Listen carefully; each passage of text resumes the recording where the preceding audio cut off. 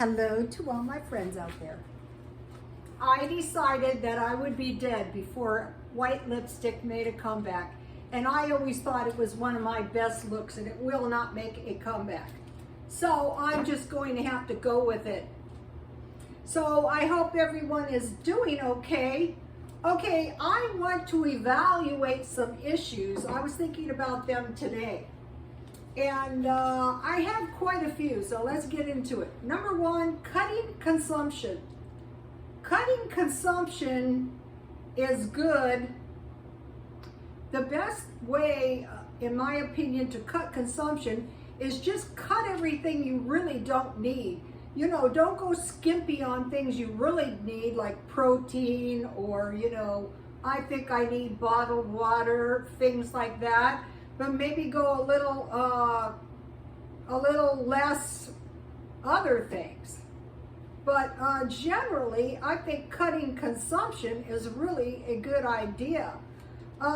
Also, you know, like one way to cut consumption is meals with just one item. And another way to cut consumption is just eat everything up, then you're not making the next meal. There's tons of ways to cut consumption. So now how about buying twice as much marked down? Okay, I have been doing that. Instead of buying a $1 bag of French fries, I bought 8 pounds of potatoes for $2, and you know, I made tons of French fries. I bought a big bag of asparagus. It would have been better if I had left it in the car all afternoon. And so I just like buy twice as much marked down. So that's a little different than cutting consumption. It's cutting the price. That's always a good thing to do. And today I bought I noticed that the plantains were 67 cents in Walmart, so I bought 8 of them for $1 at the 99-cent store. So that's buying things marked down and buying more. That's a good idea too. But then, you know, you have to figure out what to do with it. With that, I'd probably just fry one. You just cut them on the diagonal and fry them in oil and eat one a day. Okay, how about buying in bulk half as often? I'm working on this one. One of the things that I did was I bought oil in bulk, and I still have a lot left. So buying in bulk can definitely work. But as the winter or as the hot summer comes, you have to be careful about buying a lot of things in bulk that are perishable. Okay, now preparing for a famine, or there is no famine. There's not a famine now. There's not going to be a famine. A famine is not worth worrying about. Okay, I spent maybe a month or so doing all these videos. What if there's a famine? La la la. So if there ever was a famine, what I would do is I would make tamales, you know, I would make the cheap food that I explored, and you know, what if there's a famine? There is no famine, don't worry about it. I'm not worried about it. But if there is a famine, I have some idea of what to do. How about being caught unprepared for coming hyperinflation, hopefully transitory? Okay, I reported to you guys that the gas, it costs $35 to fill my tank. Well, now it costs me $40 to fill my tank, right? So I'm trying to keep my gas at $35 a week. So the only way I can really do that is to cut consumption. So that's what I'm trying to do. I don't know if it's going to work, because if I need gas, you know, I got to go somewhere. But this gas price is an example of recent inflation. I would say it would be what? You're going 5 out of 35, so maybe like 7, 8, 9, 10% Okay, buying 10 years worth of clothes at a thrift store of decent quality. Okay, that will take a little time, but it won't take much money. So I was watching videos on people that had been through kind of like economic collapses, and one of the things that happens is all your clothes start getting all scrappy and worn out. Another thing is, if you needed money, you can sell clothes. I will be going back to the swap meet, and I will sell everything. I will just load it into my car, I throw it on the ground, and I sell it. And I will show you. So there's not going to be a famine, there's not going to be a depression, there's not going to be an economic collapse. Why worry about it? Why not just buy the crap at the thrift store and don't worry about it? Buy only what you need. I think that is a good idea too. Like, you know, I was doing the home decor. You can see I've got my home decor. And I thought, well, this is good enough until after Christmas. So, you know, there's that thing about, well, stock up or just buy only what you need. They say, like, in these economic collapses and depressions, people don't have an idea of, they say you shouldn't like sell your houses and expensive items during hyperinflation because you can't really predict what's going to happen. Well, if, like, what I do is when I'm out walking, if I see shoes that are good enough for under about $10, I just pick them up. I usually need about 4 pairs of shoes a year. Okay, I notice you are stockpiling high-carb food. I don't like high-carb food. I don't really like high-carb food that much either, but this was kind of back to the famine thing. I was saying, okay, what kind of high-carb food can I really tolerate? If I should ever have to eat high-carb food, what high-carb food would I be the least miserable? I personally would be the least miserable with potatoes. There's potatoes, sweet potatoes, and rice. Rice goes down there, way down. I would much rather eat potatoes and sweet potatoes. So you're stockpiling this stuff. Okay, I found a great cornbread recipe. Go to Rotostone Twitter and check it out. And if I have to eat cornbread, I'm going straight for that stuff.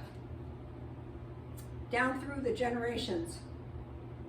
Okay, so, you know, what if high quality meat and fish became extremely expensive? Okay, if you had like a big vegetable portion and a fairly big potato portion, and, you know, 4 to 8 ounces of meat, you could get by on that. So what I've been doing is I've been trying to stockpile some canned meat. Not that I plan on eating it. I mean, I eat it every once in a while, but honestly, I would hate to live on it. Okay, now, thinking about stockpiling cans that are pretty good indefinitely, or buying these prepper packages that last 30 years. Okay, I did the chili meals. Those are cheap meals that are not too bad.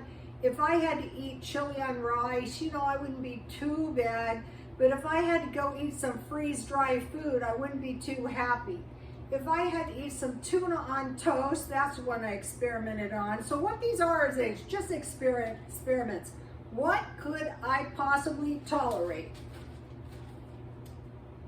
Those freeze-dried foods, not so much. Okay, now,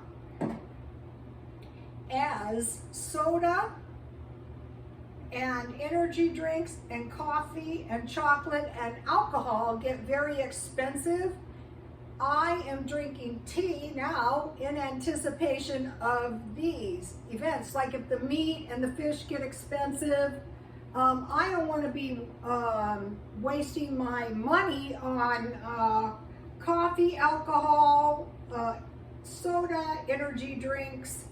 I'm just going to drink tea. So I'm weaning myself off this. And it's been going on for a few years, as you know, and it was really good today. There are some days it is so good. Like what I have found, if I can drink 1 or 2 sodas during the day and the caffeine free at night, that is pretty good.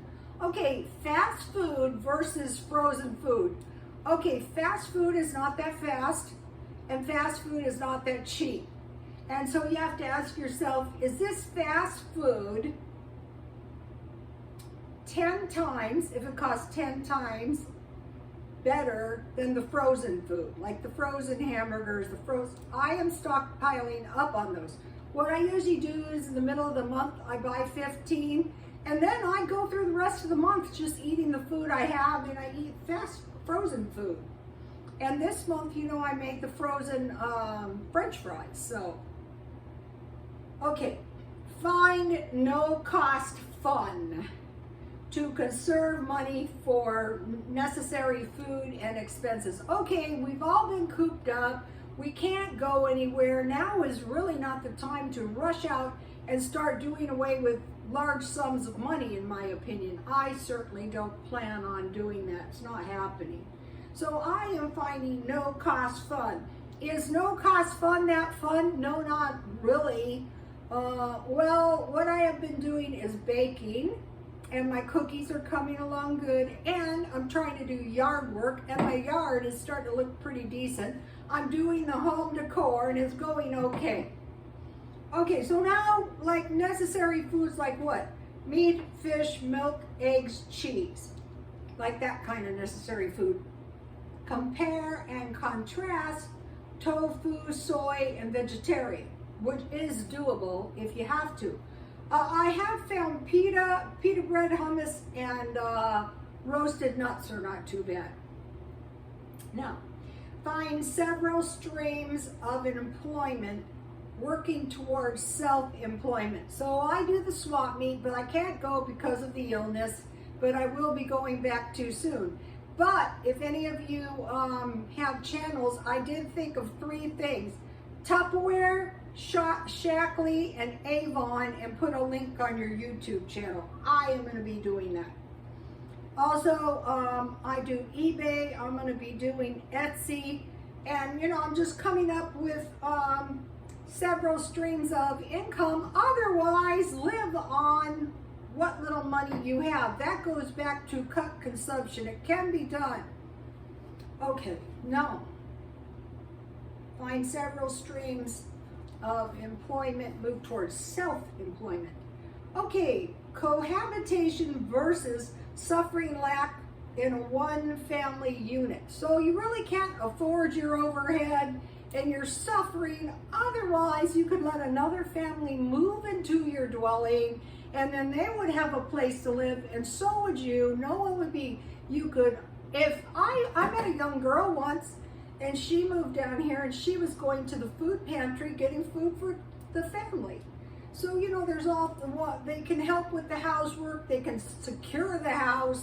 So either or. Okay, now if you don't have enough food, you want to find food resources like welfare, food banks, pantries, churches, growing a garden. I am trying to do that again. It's not going very well. And if you don't have money, just plant the seeds from your food into dirt. So I planted green onions and one has sprouted, so I'm very proud about that. I planted the seeds from my red pepper, so we'll see what happens there. Okay, now let's think about this. Things will remain as they always have been, or we have a new normal on our hands. Things are not, in my opinion, things are not going back to the way they were ever. We have to adjust to a new normal, possibly, but maybe things will go back. The one thing you can do is if you guard your standard of living with your life, you know, things can really kind of stay the same. Okay. Could we possibly get out of a bad recession or a depression faster than 10 years, even 20 years?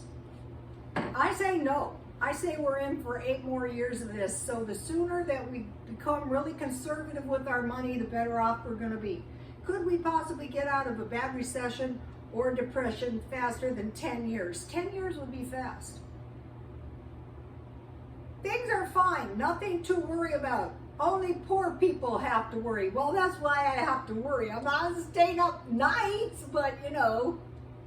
Okay, everything is fine. It's all BS. In 4 years, Trump will return and make America great again. Yeah, well, 3 years, 3.5 years could be a long time, but we cannot bank on the future. Okay, so I was taking this class one time and I go to the teacher, you are giving us too much work here. There's no way to get this done. He goes, well, there's one of 2 ways you can do it. You can clear each tree out of the way, or you can just clear the forest and get it over with. I'm thinking, yeah, but if I'm very sloppy in this work, it's going to come back and bite me in the ass later. So what I did is I just tortured myself, one little thing at a time. So look at the big picture, or one day at a time. So if we do everything we can in each day, I think that's the best approach. That's my opinion. Also, I want to hear your opinion in the comments. Also, the comments have been awesome. China is the superpower now. America is the superpower. Okay, Bitcoin is bought with dollars. Food versus gold. Our tech. Okay, if China or any other country is the superpower, why are they always trying to rip off our tech? They try to do that every single day, all day long. And so what the coronavirus actually was like to level the playing field, to get us as sick as them, and you know, these cyber attacks are more of the same.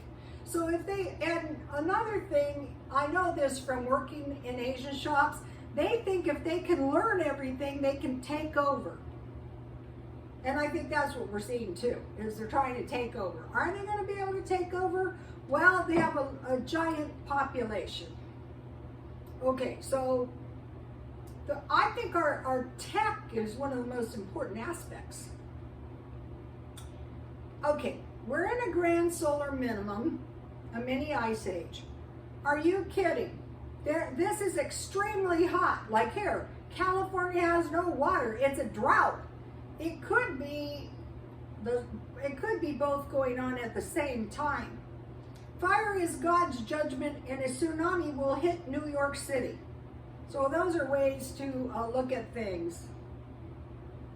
Grand solar minimum, extreme heat events. The grid will go down and we will all freeze.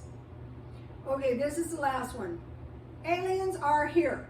That is what got us our advanced tech. Do you remember Heaven's Gate here? They were all techies and they ended up in very bad shape. They ended up dead. We need to go to space to escape impending doom. Reptilians are underground and they are consuming many humans. Soon they will show themselves, for they are Nordic shapeshifters. They are in the North Pole in underground cities. So the alien thing. So I would worry about hyperinflation before the aliens. Okay, I want to show you something. So I was very excited about the bookcase. You don't know how excited. I want to show you my pillows if I can, but I don't know if I can. So if it disconnects, you know, I couldn't. So see how I rearrange my pillows?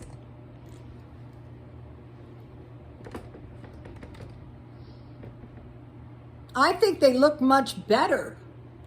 And I move my rocker up. Is it showing? This is the dangerous part. So it's not as far back, giving me more space. So, this white lipstick, you know, I remember it looking better than this back in the old days. I still like it though. It's not very flattering to my teeth. Please like, comment, and subscribe, and God bless you all.